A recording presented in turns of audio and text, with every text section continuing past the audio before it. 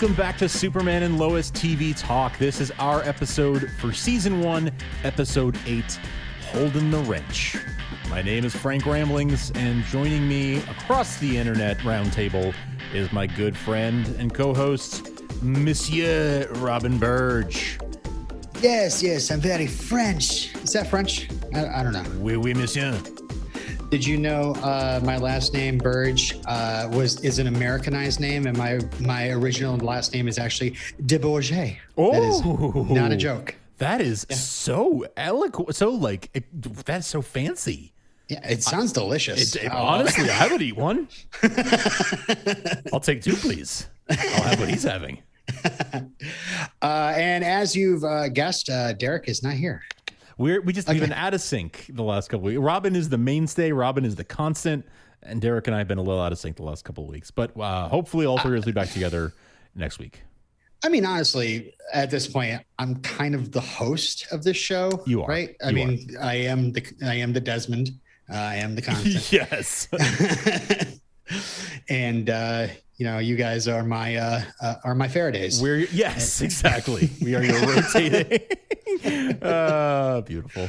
Yes, we are your rotating co-hosts. Yeah.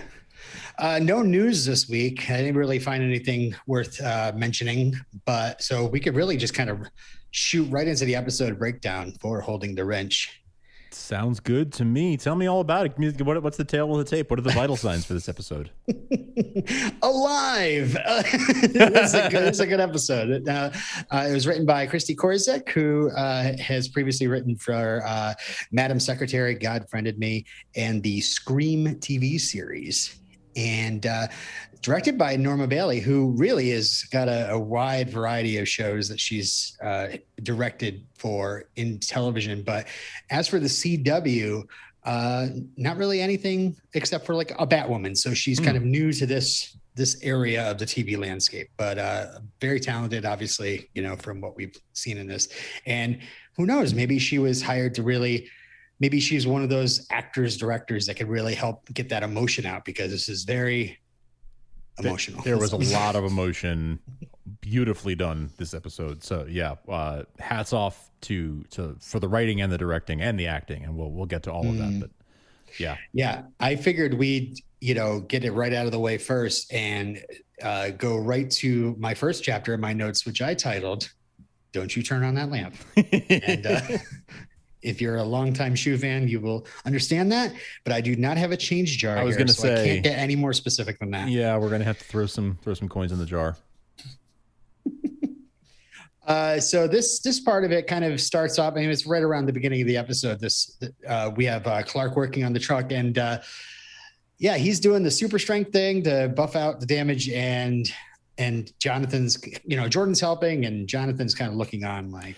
Yeah, that was a cool choice, a cool moment, the way they did that of like Jonathan can't help, the symbolism, even at a very micro level of like Jonathan can't even help with this little thing of fixing the truck. It really set up the rest of the episode nicely. Yeah. Because like I'm thinking like, he's obviously a good kid, but I'm sure there's just a bit of resentment there, that he's trying to kind of keep a cap on. Yeah. But we find an interesting fact that everybody stepped away from, even Clark has stepped away from the football team. I mean, I'm hoping it was probably because of Jordan's episode. Yeah.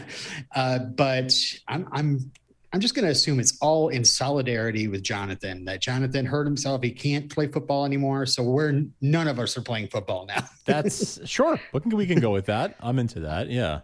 I mean, it's one thing for Jordan to be like, yeah, I'm stepping away. My powers are out of control. It's not a good idea. And I proved my point and I did it. Sure. But it would be quite another thing if Clark was like, yeah, I'm going to still coach these boys that are not my son. Yeah. At that point, it's a little strange.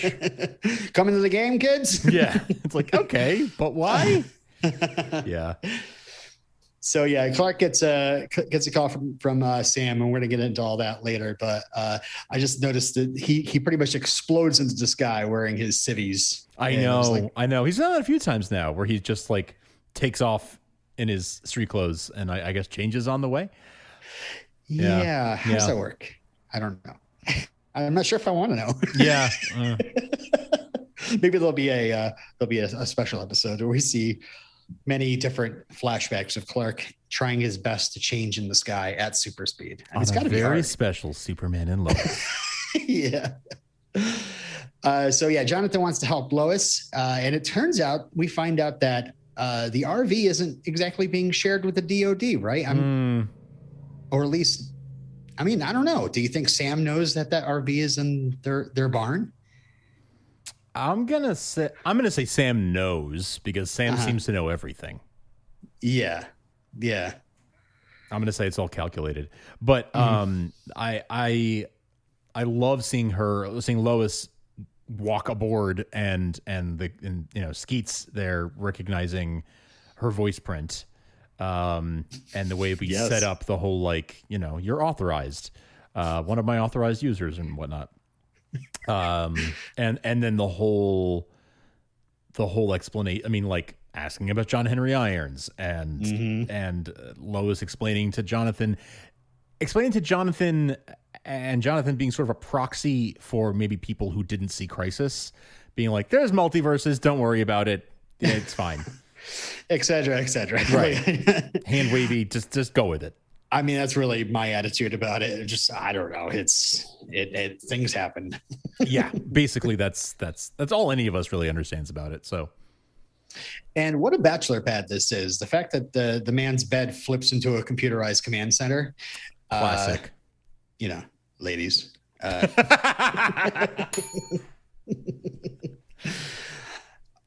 Also, we find out that the RV is lined with lead. How many things are going to be lined with lead in this show? And I'm sorry, are the windows lined with lead?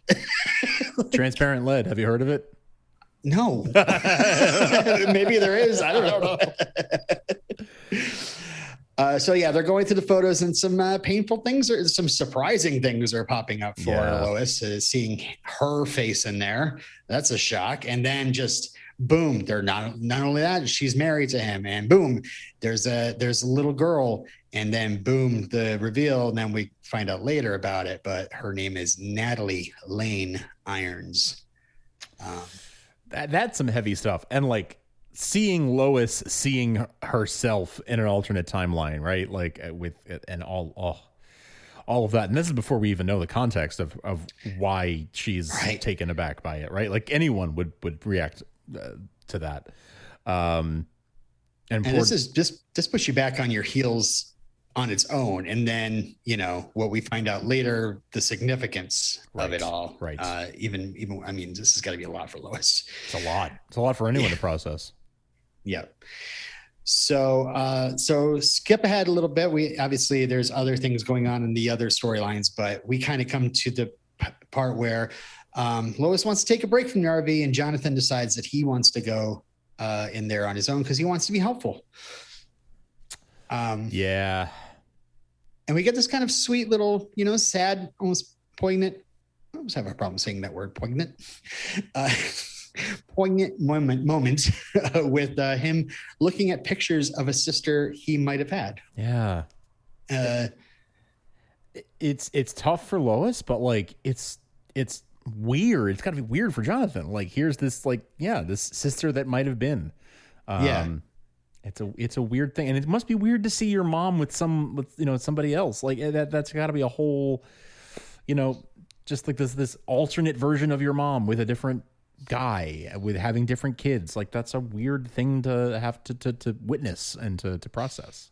Yeah, I'm the child of a second marriage, my mother's second marriage, and it's so weird looking at photos way back when of her with my older brother and a different man having their own family. Very strange. At least that's linear, right? Yeah, like at least it's like true. This happened, then that happened. This is like a completely this didn't happen, but so I don't exist in that version. That's that's weird. Like you don't exist. Here's a world where you're not real.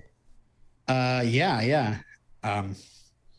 of course, not only that, but Crisis having a factor in the creation of those boys.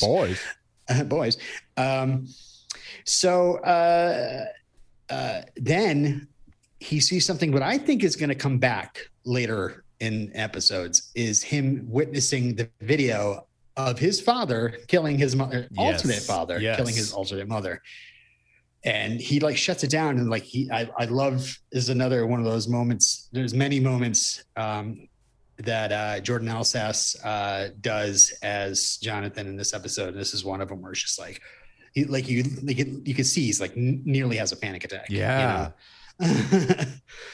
But he finds some weapons, and I almost think that this show is giving us a little bit of a hint, like, hey, something's ahead with this, because when he opens that weapons cabinet, it's like the lights on the inside of the cabinet kind of light up, but his face kind of lights up too. So I wonder what they're hinting at. I don't know if there's anything in comics lore with Jonathan Kent and weapons of any kind. I have no idea. But I'm trying to think. That's interesting. I hadn't thought about it that way, and I'm trying to think through it now. Nothing's coming to mind immediately. If you can think of anything, shoot us an email, supermantvtalk@gmail.com. But I can't think of anything right off the dome.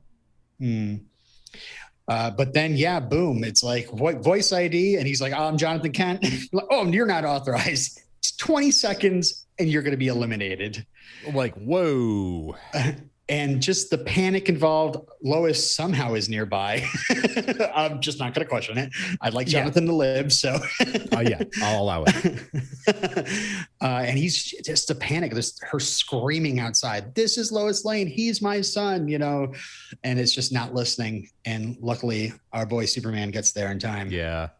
To do the classic bullet deflection and which was a vision. Great Superman moment. I loved it. Loved seeing it. Loved seeing him leave the interrogation, the John Henry interrogation to go save the day. Yeah, that was and then Lois's reaction after the fact and how we knew, they had been teasing going back and forth with the therapy sessions and everything. So we knew she was going to have some kind of an emotional outburst with someone. Did you call that it would be Jonathan? No, I was, they set these therapy sessions up, scattered through the episode. And it's after this outburst that we could then catch up to the moment in time when she's going to therapy. Right. But I was a little confused because they didn't really put any captions like earlier or later, or, anything like that. You had to kind of piece it together yourself. Yeah. When they went back the second time, I was like, oh, okay. So this hasn't happened yet. We're okay. So no. I thought my initial thought was Clark, but as much time as she was spending with Jonathan, I started to think, maybe she'll like go ham on Jonathan, but I can't really see her doing that to her son. But there it was. I'm not a parent. You are. Like, can you put yourself in her shoes, and can you see yourself like freaking out the way she did? Because like I can imagine you have. Okay, there you go. I have. That is when a kid doesn't realize that they did something that could have killed them. Or just to be so careless and you do lose it, and you do sometimes say, thoughtless things, but eventually you go back and you say, I'm sorry. I was really scared. Yeah. I try to be as honest as I possibly can to my kids, when it comes to that kind of stuff, Sure. When it comes to everything else, I lie straight to their face. They don't know about the Vegas all residency and all of it. Yeah. The second and third families. Yeah, speaking of, they better not go in my RV. So many pictures. Yikes. I really love this a powerhouse performance in the first one, because it was funny because I was live tweeting this and this scene happened, and there were people from the show on Twitter like, oh yeah, but just wait, because like you think that was it. That's not it. Right. Exactly. Because we knew from interviews that like Bitsy had said like, oh, it's a really emotional episode for Lois. And so with that in mind, I had the same thought. Like when we see that outburst, I'm like, oh, this must be the thing. And it's like, no, just wait. Yeah. There's more in the chamber where that came from. Yeah. And, I was thinking maybe it was stemming from, seeing the alternate version of herself get killed. Maybe she kind of freaks out about that, no, it's Jonathan's me. And Yeah. I was just going to say, I've been there. Yeah. I get it. And God, Superman, Clark Kent, just the fact that he's just like, I realize that you don't want to talk to me about this right now, but you need to talk to somebody for your own sake, and I know you don't want to talk to Jonathan like that, but and then it he leaves the hint of like, yeah, this is a woman you talked to before. Yeah. So like, what was that all about? Yeah. I again, I love the way that they represent mental health on this show and the way that they advocate for good mental health care. And I am all for it. Love it. I really hope by this point that the stigma of just going and getting help for yourself is not like a thing to be ashamed of. I mean, gosh, 20 years ago, Tony Soprano made it famous. Yeah. And here we are, with a tough character like Lois Lane, who has some pain that she needs to work through. Exactly. The therapist is named Dr. Wiles, and she's played by Wendy Crewson, who I guess was in Craig put this on Krypton site or K site TV. I don't that she was on Saving Hope with Erica Durance and Stacey Farber, who plays Leslie Larr. There you go. And, love to see the connections. Also put another quarter in the jar. Well, oh, darn it. I owe you one. Yeah. And she was the first lady in Air Force One, which I was like, oh, no way. I would not have remembered that. That's cool. No. So, there's a little bit of history there. We find out that, her husband is friends with Lois's father, and yada, yada, yada. But, there's some great, I love the quote that she's talking about. When she gets mad, I can go full scorched earth. And if that is my intention, you deserve it. But this person did it. Yes, I Lois. That. Yes. Like she's very righteous, So when he, another line that I loved in this, my son, Jonathan, like she admits who she's talking about. Yes. My son, Jonathan. And she goes, you should get better chairs. Like, yes. Oh yeah. That was a good one. Yes. But, and then the other thing where she talks about how, being a parent is taking a piece of your heart and putting it out there in the world and kind of hoping that nothing's going to happen. And that was some powerhouse acting from her, and realize that she just had a baby a year ago or so, maybe two. So she is, she's going through this in real life, and I'm sure she drew from that experience to some degree. Oh, Bitsy did? Yeah. Oh, I didn't know that. Yeah, she was pregnant when they did not Crisis, when they did Elseworlds. She was actually pregnant. Oh, cool. Yeah. That was what she got hired to be Lois for, right? Yes, exactly. Yeah, I remember they had How Lois. Interesting. They had Lois be pregnant in that because Bitsy was actually pregnant. Oh yeah. Oh man, I got to rewatch everything. But this is where we drop. Dr. Wiles is like, she knows that she hasn't grieved yet because she had a miscarriage, right. And that was the last time Lois visited. And then we get the second bomb dropping that the Natalie is an important name to her because that's what she was going to name her daughter. Yes, because it's Sam's mother, her grandmother's name. Mm-hmm. And she blames herself, and it's really interesting. And I was assuming that it was a baby before the boys came along. I was assuming that too. Yeah, but then it turns out that it was right after. Yeah, like they were 18 months old. Yeah, and they decided to have another one. Yeah, and I can't imagine how that feels.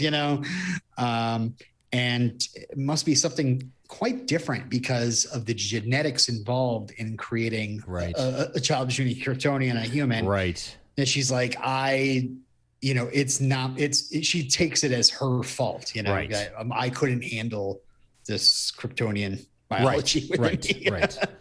And who knows what it was, but it definitely wasn't her fault. that line of, I can't lose another child because of me. Right. Like the whole idea that she felt like she was responsible for the miscarriage, and now she feels like she's responsible for Jonathan having been in the van. And if anything were to happen to him, she would blame herself for that. And she can't bear to lose another child and feel like she's at fault. Just such a heartbreaking notion, and really made present and feels real because of Bitsy's performance. Yeah. Oh man, that line reading of "I was so excited to meet her" was heartbreaking. Heartbreaking. So yeah, Dr. Wiles is advising she goes through the grieving process, and so I want to kind of wrap up this storyline by kind of talking about what happens towards the end of the episode with her and Jonathan. She tells Jonathan about the miscarriage, says what they were going to, and holy cow. I mean, Bitsy just completely heartbreaking, but also Jordan Elseth's playing Jonathan. I have to always point that out. Yeah. I mean, I rewatched that scene again today, and you have to get like deep into your anguish to have like your whole face kind of puff up, like there's like a vein kind of popping out of his head a little bit. That's like a lot of pressure inside that he had to. I don't know what it's like to. I mean, when I was in high school, I was in Diary of Anne Frank, and I had to cry on stage, and it was tough. But I did it. I mainly put my head down and kind of covered my face a little bit. But it was like a big moment. But holy cow, I can't imagine what it's like to do that on camera and for multiple takes, from different angles. And I know our quest for peace, Taylor Reid didn't even touch the surface, Yeah, that's true. I really should give myself something a little more challenging next time. Oh, my birthday is coming up, so maybe I can last minute. We'll do like Philadelphia, maybe. Oh wow, there you go. Yeah, just go for it. Yeah, that's great. Dingo ate my baby. What's that one? Anyway, so this whole thing wraps up, and it's beautiful. I don't want to shortchange it. The hugging, the crying, and then Lois just, with the amazing line, "We are the extraordinary humans in a family of super people, and we have to stick together," is like, it was top notch. Everything I was excited to see the two of them sort of go on their own adventure, Jonathan and Lois. And it was everything I wanted and more. It was so much more than I knew I wanted, and it was just beautifully done. And I hope we see more of this kind of the adventures of Lois and Jonathan, sort of the two normies hanging out. I would love to see that more.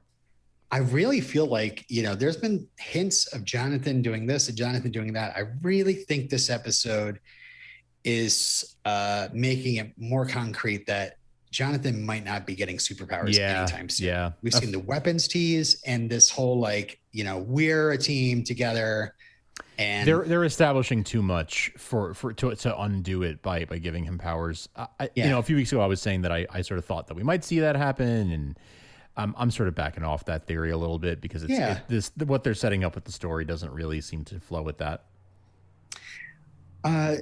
Before we end this part of the episode, this part was how the episode got its name. She says she gets what it's like to be in the orbit of someone who can juggle semi-trucks, how you want to help, but you can only stand there holding the wrench. And I kind of Googled holding the wrench, and of course it was just a bunch of recaps for Superman and Lois. Yeah. So I was like, is that a saying? Is that anything you've...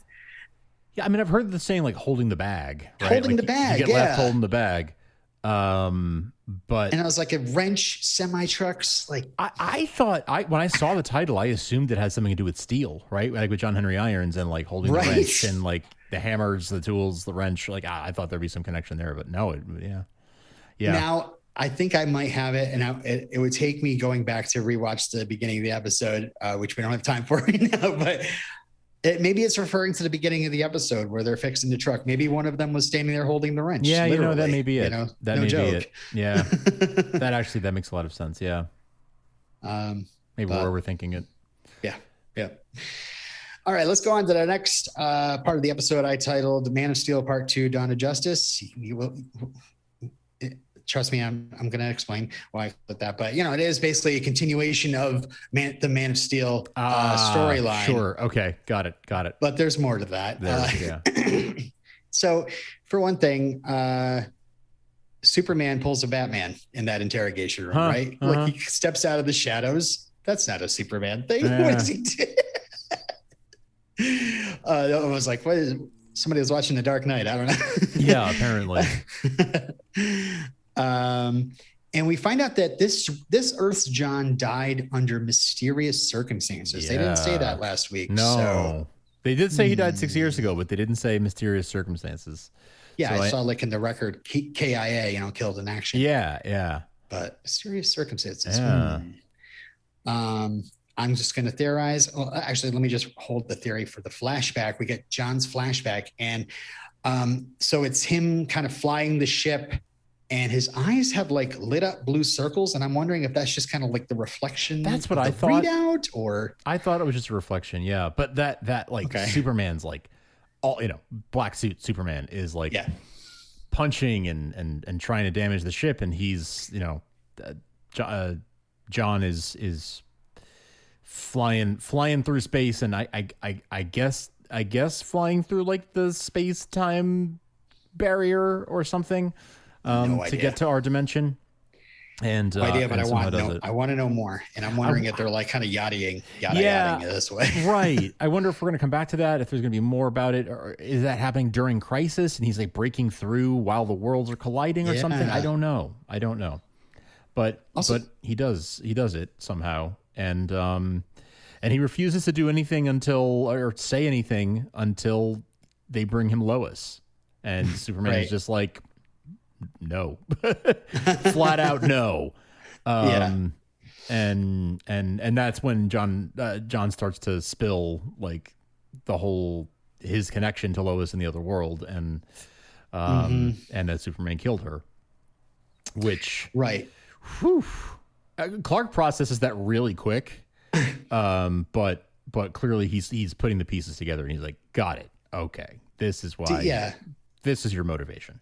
Do you think he's more of a pragmatic thinker? Like he's like, that wasn't me. That wasn't Lois. You know, so that's not, I do. Maybe he's used to that kind of thinking. I do. This is our veteran Superman, so he's used to kind of weird stuff, I'm sure. Exactly. He's been through the ringer. He's seen some stuff, and I think he's just able to process these things more quickly and sort of compartmentalize until later, until he sits down with Lois and gets to talk about it more and talk about their feelings. But in the moment, he has a duty to perform, and he's doing it. Yeah, you said duty. I said duty. One thing I wanted to mention before leaving the flashback entirely, and we have, but I just wanted to come back to it real quick, just because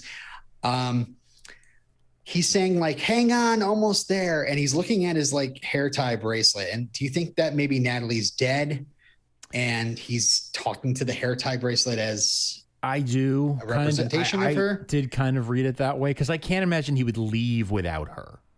Right. I can't imagine he'd just leave her behind. Are they going to reveal that she's in the back of the ship this entire time? Maybe her pod got knocked off course. I don't know. Maybe he's been looking. I don't know. And the other thing I wanted to mention is, how long ago did he arrive? Right. Did he arrive 6 years ago, maybe? And the other theory I wanted to throw out there was, did Alt Superman ride on top of that ship through whatever? Are we going to see him pop up later? And I can almost guarantee they're going to pull that. Is he helping Edge somehow? I don't know. Just a bunch of theories throwing them out there. I like that Superman's looking at alternate versions of the articles and that bridge save, and they had to like Photoshop the black suit on him and made his face look a little more stronger. But it really is kind of ripped from that episode. It is totally. And yes, he's talking to Lois on the phone, and he's like, after all he's seen, after, oh yeah, he's mentioning how the death of his daughter, and he says Natalie. And on the second watch, I noticed, I wasn't prepared for it then, but in the second watch, you notice kind of Lois kind of flinches at that a little bit. And I almost think Clark kind of knows, like, this is. Yep. Yeah. Yep. Again, I think Clark is processing these things and is just kind of rolling with the punches, going with the flow. But I think he's processing. Right. So meanwhile, they want to we have Trask here, who is a gigantor, by the way. Big boy, huge guy. So they bring Sam in there, and John basically tells him that he died like a hero, and that Superman's going to choose his people over mankind. And we've kind of heard all this before. Yeah. So we kind of move on to the real surprising part of this episode, where Rossetti is escorting John, and Trask is like, all right, I want to torture him. And I was like, okay, here we go with this part. They're going to bring him into a dark room, and they're going to somehow like lose him because they're going to. But suddenly Rossetti turns into Terminator. Yeah. And I put a picture in our Instagram. Obviously, you know what I'm talking about. The real quick still a screenshot of John Henry Irons, his eyes like saucers when Rossetti starts like throwing gigantor Trask around. Like, what the? So funny. I have only one thing to say about Rossetti. Bottle of white, bottle of red, perhaps a bottle of Rossetti instead. Okay. That's it. That's all I got. All right. That was for you out there, whoever you are. There's somebody out there nodding knowingly. Yeah. So Rossetti is like, okay, I want to take a pit stop at the R&D lab, and we see the room is labeled 7734. It's back. It is. And I love that John thinks real quick and just trips an alarm. He's like, I get to see you two fight it out. Yes. Yes. And then we get the great Superman moment of Sam warning him about that room and like, hey, if you go down there, you might not come back alive. Yep. And Superman just nods and then leaves. Yep. I love that. And I love how, like, maybe this was later. And so sorry if I'm jumping ahead a little bit, but I do love the moment where Sam's like, we never intended to use that kryptonite, blah, blah. And he's all like, just save yourself the trouble of lying to me. Of lying to my face. I like, he's done with Sam's BS at this point. He's like, yeah, whatever, just save it. They've got to work it out. I mean, that's just the way it kind of ends. I feel like, both of them are very justified in the way they act. It's true. And that's often the way things go with the Sam Lane, Superman relationship. It's interesting that they started out sort of close at the beginning of this season. And they had a good thing going. They had an understanding, but they are being torn apart by some of Sam's decisions. And yeah, to your point, they're both, neither of them is really wrong, but maybe they're both a little wrong and one is wronger than the other. I don't know. Yeah. Only one thing can stop a Kryptonian. And, that Kryptonian might, I think Sam would be wise to be like, that Kryptonian might not always be you. Like there might be something, Yeah. And this is the point in the storyline where Sam could just be like, see? Yeah. See? Told you. Instead, it's just very much like my job is to defend this country and blah, blah, blah. Right. And it's just right. It's more nuanced than that. Right. So what do you think of this 7734? I mean, really, when we got talking about the comics and things like that, it felt like it was going to lead to something, but now it seems like it's like we have Rossetti lost, we have Trask lost. Those are kind of bigger names in the comics, I assumed. And yeah, I mean Trask, and you referenced this last week when I was out, but Trask was a character on Lois and Clark, which I was thrilled that you guys mentioned that because that's where my mind went as soon as I heard his name. Google. Yeah, yeah. It made me. It brought me back to being a kid watching the first season of Lois and Clark. But yeah, the 7734 stuff. It seems like they're taking it in a little bit of a different direction than it was in the in the comics. It's more like they're using the name and they're using sort of the general themes of it, but it's a very different thing than we saw in comics, and that's cool. That's that's sort of what we've come to expect from these adaptations. So I'm cool with that. Right. So, yeah, Rossetti, the artist formerly known as Rossetti, yes. gets into a fight with Superman. Of course, he's, Rossetti's wearing a mask because, you got to mask up. Yep. Especially when there's crypto smoke flying about. It reminded me of the first Spider-Man movie when there's like that green smoke that makes Green Goblin turn into Green Goblin. Right. And yeah, it's another kind of like, I don't know. What did you think? Like, I think I talked to Derek about this as well.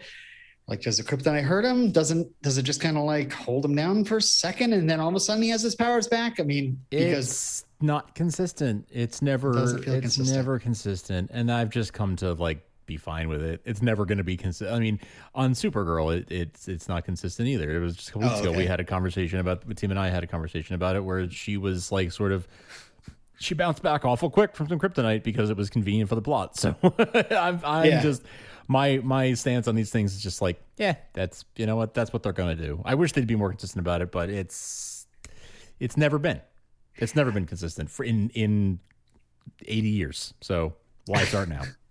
That's true, but I don't know. I get my roll of quarters out. Oh, you know what? I got you here. Okay. There you go. Oh, thank you. Okay.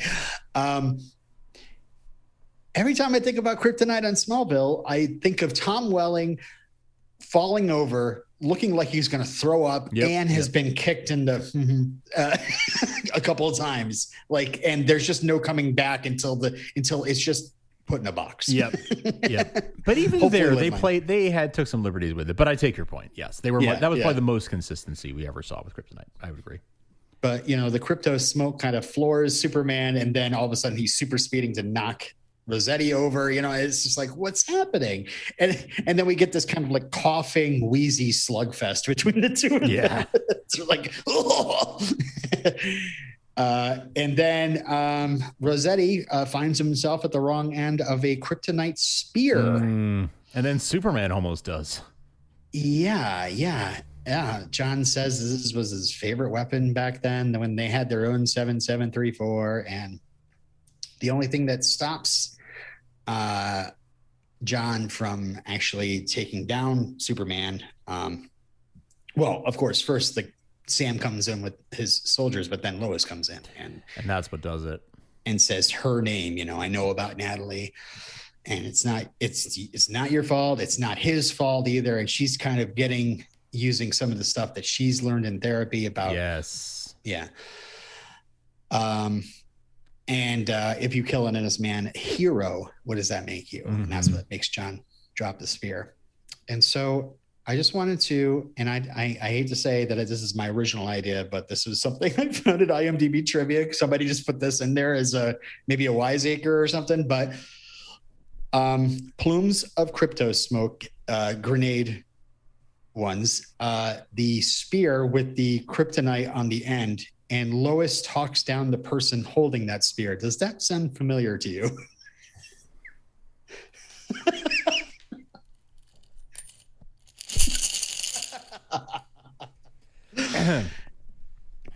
So we have the lunchtime of justice. Yeah. I don't know what to call it. Lunchtime. That's so weird. And of course that had John Henry's father, Jeremy Irons, in it. Yes, of course. There you go. It's all connected. Oh my God. So we already talked about Superman and Sam's conversation, but it was interesting that Superman says that this is like Lois says they're possessed by Kryptonians or something. I was like, have we gotten there already? Or Yeah. It was very like, okay, when did they put that all together? Did I miss that? Right. They seem to get there pretty quick. Yeah. Yeah. I really feel like this was like the end of like a first batch of episodes that they worked on. Absolutely feel that really way. feels like they're wrapping up a lot of stuff. It does. Episode. It does. It feels like the season is split into like thirds or something. And like, this is the end of Act 1, you know? Mm-hmm. Yeah. Mm-hmm. Because then we have, we're back at the Kent farm and they're letting John drive off into the sunset. And I was like, oh, is he leaving the show? I know. And I like Jonathan's comment of like, so this guy tries to kill Dad and now he's like our house guest. Yeah, right. But Superman's trying to get him to agree to team up and he's just not interested. And it's like, okay, if you get there, you know where to find me. And he looks over at Lois and is like, Miss Lane. And flies off. And I was like, yes. Loved the Miss Lane. Oh, so classic. I forget sometimes that people don't know. Some people don't know that. I know when he's like, you know how to find me. I'm like, but does he? Yeah. Like here or call Lois. Okay, call Lois. Got it. Cool. Where's her husband anyway through all this? It's so weird. Yeah, exactly. I was half expecting like Superman to fly off and then like Clark to walk out of the farmhouse like with glasses on, like Lois. Yeah, I fell in the hay again. Yeah, right. Like I knocked myself out. So yeah, John has this nice little goodbye to Lois, but again, they're like acknowledging like I'm not her, you know, and he's realizing that you look just like her. Yeah, I liked that. I like that line. Like, oh, I have things I want to say to you, but you're not her. You just look like her. Right. And then he goes, so I leave you with Godspeed. Yeah, and I was like, is that a Steel line? Is that? No. Godspeed is a Flash villain, but that was the other thing. I was like, they're not. Yeah, suddenly they're like, back in Central City. Right. Like, what's happening? Barry shows up. And so John goes back into the RV and deletes his Facebook profile and starts up a new one. Which again, I was just like, okay, but why didn't he do that yet? Whatever. If that's how easy it was to do, why didn't you do it before? Yeah. I just like being called Luther. It just, made me feel important. I liked it when you called me Captain. Yeah. Yeah. Can you just call me Captain Irons, by the way? Yeah. All right. And now we go to the third part of the episode, which is really like, it's so jarring when I love these characters, you know. But the stakes are a bit smaller. Meanwhile, Sarah's wants to audition for the. It's like, what? Like, even when we read the plot synopsis, like, okay, maybe. Maybe it's bigger than it sounds. Maybe it's more connected. Because it usually is. Yeah. Nope. Morgan Edge sees that she's got potential from her singing. Yeah. Like, okay. Yeah. Leslie Larr offers to coach her. Yeah. Leslie Larr is in charge of the Glee Club now. But we also have this whole thing where Kyle's like, oh, if you guys need any more help over there, just, where to find me. And it's, oh, honey, sorry, the program's full. And he's very suspicious about this. I thought it would be like maybe a couple episodes before this came back around. I thought they were just sort of planting a seed and we'd come back to it in a few weeks. Did not expect that it would come back to bite her in the same episode.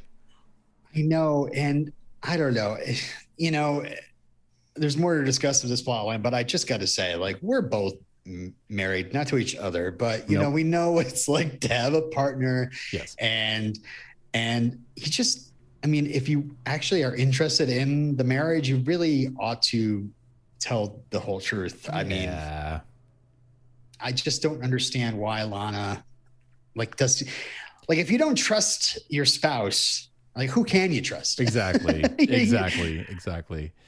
Yeah. I feel like she doesn't trust him. Yes, we know this. Right. But she's also kind of protecting him. She's definitely protecting him, but she's also like, it's so weird. It's like, he's asking about it and she's like kind of patting him on the head a little bit. Correct. Yes. And I'm not justifying how he reacts to all that, but it also is like, Lana, maybe you should say something to him, or like, I just don't trust these people. Something like that. Don't get into details. Just like something weird is going on here, Kyle. And I'm looking, right. I'm working there. So obviously I might have more knowledge. Right. Classified. Yeah. So Sarah signs up after Kyle. Sorry. She goes to the sign-up sheet, and I just noticed that, okay, the musical acts are the Mary Janes, Three Dog Rock, the Woohoo Clan, Sky Onyx, which one of the members of Sky Onyx is someone named Deidre Olson. Eknu or Enu, and then finally the Singing Slam Poet, and the name for that one is Slade Young, who I guess is the prop master on Superman and Lois. Nice. So, good for you, Slade. Good for you. I'm wondering how much into slam poetry you actually are. Harriet, hard-hearted harbinger of haggis. Wow. Untrusting. Okay, I'm gonna stop. Unlove Ed. So a new single from Jackson Val. Oh gosh. Yeah, you've seen it. So I Married an Axe Murderer, right? Yeah. Okay. Yes. Okay. All right. So Kyle strangely brings Sarah a box of sheet music and says it's from just about every musical ever. Where did he get this from? This is very out of left field for this character. I just need to say, like, he is such like a manly man, and he's like poking fun at Clark for being the way he is, and then he's like, I have all of the sheet music to every musical ever, and like, don't get me wrong, I love musical. I did musical theater in middle school, and like, it's the I love musicals. I love Broadway. Just doesn't feel like a Kyle Cushing trait is all. It just felt a little out of, but you know what? So whatever. You think he pulled that out of storage, or because I assume he got it from somebody else? Well, I mean, if he has a guitar, which is how he pronounces it, I assume. Right. I assume that's his sheet music. So maybe he used to dabble more in musical theater. He played like some Johnny Cash and something very very manly and Midwest Springsteen. Springsteen. Yeah. But Mellencamp. It's like, I've got Wicked here. Yeah, exactly. Let's see. Oklahoma. This is one of my favorites. I love Oklahoma. Yeah. And strangely, some selections from Kansas. I love states. I love states, and I love singing about them. He's got Kansas. He's got Boston, Chicago. Yeah.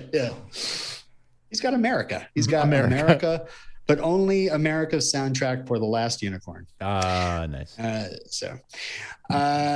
Sarah is like, I'm scared to sing on my own. And he's like, hey, remember your fifth grade pageant? Actually, I faked food poisoning. Yeah. So Kyle is all excited. He recorded something, so he brings it to Edge Entercorp and goes to play it for Lana, but then is intercepted by the little pot stirrer, Leslie Lar. Yes, she is. So what's her game here, you think? Do you think she just doesn't like Lana? Do you think? I think she knows that Lana's running interference, and she's trying to undermine. She's trying to undermine that, and she knows that Edge wants Kyle involved for some reason. I think because Kyle is a good connection to the community.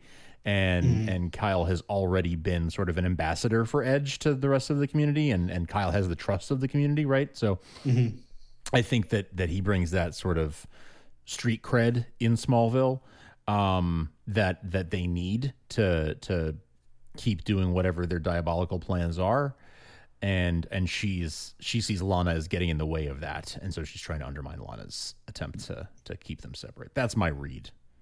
Okay. Yeah, I almost was I saw her, at the end, Lana's spying and Leslie spots her, but I thought, oh, she's just catching on to her now. But then again, maybe not. Leslie's been a couple steps ahead this whole time, I feel like. So yeah, we'll see. Yeah.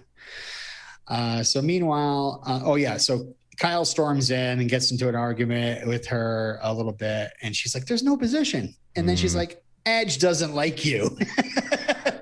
Thinking on her feet. I know, it's just like, okay, I'm not only going to lie to him, I'm going to bruise him. Yeah, exactly. Like take him down a peg and lie some more. Yeah. So then we cut to the actual auditions. And again, this brought me back to my high school drama club days, because your man here starred in Bye Bye Birdie back in high school. And I sang this song, Put on a Happy Face. Love it. Better. I love that show. By the way, you did. Of course you did better. Yeah, I love that show too, for sure. I got a girlfriend from that show. Like after the show, like my friend was like, "How was you to meet my friend Amy?" I'm like, "Oh, hey." Nice. And anyway, we love you, Conrad. I was actually Albert Peterson. Ooh, good for you. Yes. Okay. So anyway, so the auditions are happening, and I love that Jonathan comes in there, and Jordan's in there with flowers, and Jonathan's like, dude, you're in the friend zone. I know. And they're like the wimpiest looking little like weeds. Like they're like barely flowers. It was very cute, but it was very sweet. He's trying to be supportive. But luckily, you know, he knows how to play piano and is able to back Sarah up. When Kyle doesn't show, which and it's a great thing for Jordan, because Jordan apparently knew how to play piano, and his anxiety was keeping him from performing as well, and that's a big thing as well. Yeah, it's a major moment for both of them. Yeah, exactly. And definitely wanted a shout out to Alex Garvin. I've checked out his Instagram, and sometimes he goes live, and it's usually when he's in front of a keyboard. And nice. Like I've literally seen Jordan Kent play Crocodile Rock. Love it. It was very fun. But they play a song called "Let Your Little Light Shine" by Amos Lee. I don't know this song, but I guess it's a song. I wasn't familiar with it either, but it was a lovely little tune. Yeah. So yeah.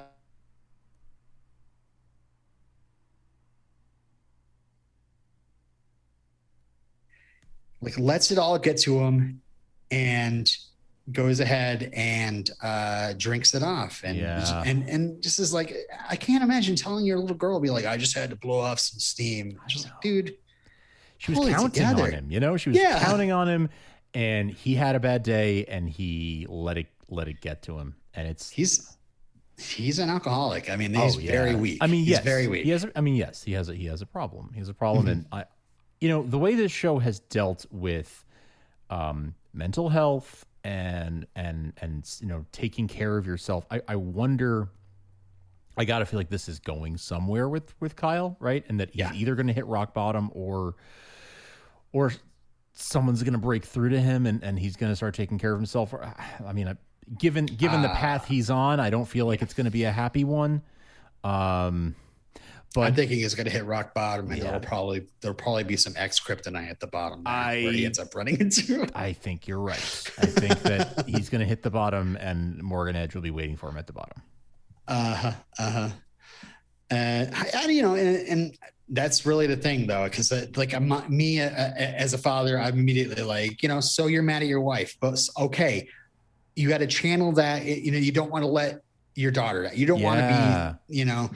That's a different thing, but then just, I don't know, to have her be a casualty of your anger. Yeah. When you were encouraging her, and now you're letting her down. Right. Exactly. So yeah, that's pretty much all I have for this episode. Holding the wrench. We're left holding the wrench, as we are, as always. As always, no. Did we get the password to the email account yet? You know, I don't have that, but what I do have are iTunes reviews that we have. Oh, really? Received. So I want to thank folks for listening and for leaving us your reviews on Apple Podcasts, aka iTunes. thank you so much for that. And if you haven't already left us a review on Apple Podcasts, please go ahead and do that. This one comes from Maxwell Silverhammer 14. And it says the best Billy Joel and Superman and Lois podcast. He may be right. he may be right. He may be crazy. The greatest are the guys that did the longest running and greatest show about Smallville. Oh, hang on. About Smallville. Oh, man. Are now back in Smallville again. And That's I'm loving on him. it. Followed them since the original and through Heroes and Terminator. 5 stars. Thank you so much, Maxwell Silverhammer. Much appreciated. Ding ding. If you there you go.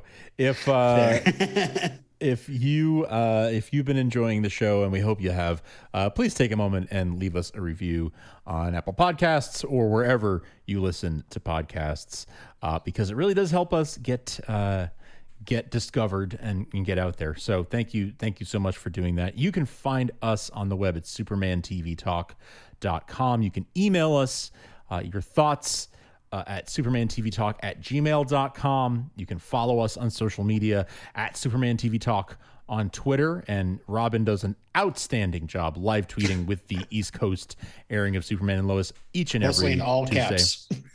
Mostly in all caps, but that's more of an age thing, That's just he can't really read without. That's true. I can't turn it off. He won't get the readers. We've been trying to tell him anyway. And then on Instagram, you can follow us at Starkville House of L, and you can see, things like the photo of Wole Parks looking at Rossetti with wide-eyed amazement and wonder. Oh, there was a pretty great meme there too. Yes. Yeah, definitely check that out. Yes, we have birthed a new meme that is like on par with like the Drake meme, I think. So check that out over at Instagram at Starkville House of L. And yes, please rate and review us, subscribe in your favorite podcast app. You can find us in all the apps. You can subscribe for free. And big shout out, we mentioned Craig, our buddy who runs Krypton site, K-Site TV. Krypton Slightly Krypton. Krypton site, K-Site TV, and at Superman Lois TV. And we thank him, as always, for being a friend of the show and for providing us with so much great exclusive info. You can only find it at his site. Stay tuned for spoilers/trailer TV talk. But until next time, we're always around. Duh.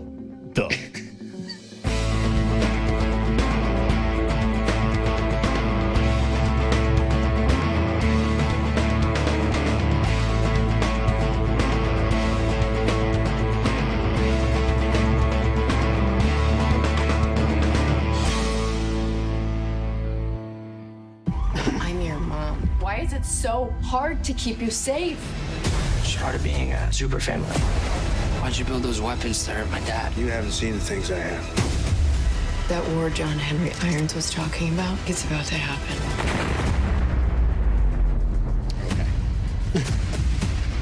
That was the trailer audio for episode 9, Loyal Subjects, with a K. With a K. With a K. And do we have a description for this one, Robin? Yeah. It says details. Lois, Chrissy, welcome back. Beppo, and Clark team up to piece together the significance of Smallville. Oh, man. I'm running out. Oh, wait. They're talking about the actual town. Oh, never mind. All right. Okay. Here, let me give you that. I'll give you that quarterback. There. Oh, thank you. Thank you. Oh, no, quarterback? No, they're not playing football anymore. The significance of Smallville to Morgan Edge. It's very, very quick description. Very quick, yeah. So we're gonna see, like why Edge is obsessed with Smallville and what it is. And I mean, we've pretty much gotten an idea of what it is, but I guess we're gonna get the details. Details, yeah, that's true. Do you think there's more to it? Are they maybe getting? I mean, in the trailer, it seems like we saw like a quick snippet, and I'm not sure. I didn't pause it long enough, but it looked like somebody being put into another one of those devices that Derek Powell was in. Yeah. So, I mean, I wonder. think there are a few. We know the broad strokes of it, right? We know that people are being given these powers and they're being sort of possessed by Kryptonians in some way, Right. But the details of it are yet to be discovered. So I think. Well, we know Sophie's patient zero. She arrived in that pod that Morgan Edge found, and then he was. Sure. Yeah. Okay. But we are still agreed on that. But like the machine, like the MRI machine that they have people in, Yeah. and then we see Clark flying out of the fortress, and there's a conversation between Sam and Jonathan talking about, you don't know everything, you don't know the whole story. Yeah, about the weapons, though. He's asking about weapons. And of course, we also have Lois yelling at Jonathan again that Jonathan's getting into more trouble. So maybe not everything is all peachy between them. He just pushes it a little bit further and alarms her again. Yeah, so. That is interesting. And yeah, it's got me wondering where Jonathan is how far Jonathan's going to go, right? Like I think you're on to something you said earlier that's what they're setting something up. And Jonathan being as curious as his mom is and getting himself into trouble is concerning. And is Sam going to play a part in this? Yeah. And is that going to further mess up Sam's relationship with Lois and Clark? Like, does Jonathan go with his grandfather? Like, does he go that route of like sort of the militarized, weaponized, protectionist route, and sort of get pulled away from his parents a little bit ideologically? I don't know. Maybe. Shall we have just a little bit more spoilerish stuff here? Please spoil away. The description for episode 10 was released, and this is exciting because this is written by Adam Mallinger, who is a bitter script reader on the Twitter. Yeah. Always fun to follow him and hear him listen and talk about, read what he has to say about every episode. It's great. So we know he's a huge fan of Superman and the show, of course. And so the episode title is "Oh Mother, Where Art Thou?" And it says, "Family, Lana reaches out to Lois and Clark when Kyle starts behaving strangely. Meanwhile, Jonathan opens up to Jordan. Okay. And lastly, Sarah storms out after accusing her mom for always covering for her dad." And it does say that Wally Parks guest stars on this episode, so maybe he's not gone after all. Guess not. Yeah, so Kyle starts behaving strangely. Do you think that Kyle has been behaving strangely, but do you think that Kyle is going to be one of the ex-Kryptonite folks? It's got to happen, right? I think so, but only if there's a way to reverse it, and it doesn't seem like there is so far. Right. Well, yeah, that's a good point. I can't really see them doing that if it means losing Kyle, right? Yeah, killing off Eric Valdez's character would be a shame because he's a good guy, and And then I'm gonna go out on a limb with something. Jonathan opens up to Jordan. Like that sentence tells us nothing. Jonathan opens the door. Like, okay. I wonder. We did see Jonathan and Sarah seeming like they were flirting a little bit. Ooh, do you think Jonathan has? And then Jonathan being like, Jordan, you're in the friend zone. Do you think Jonathan maybe has some budding feelings for Sarah? And please don't do this. Jordan loves Sarah, loves her.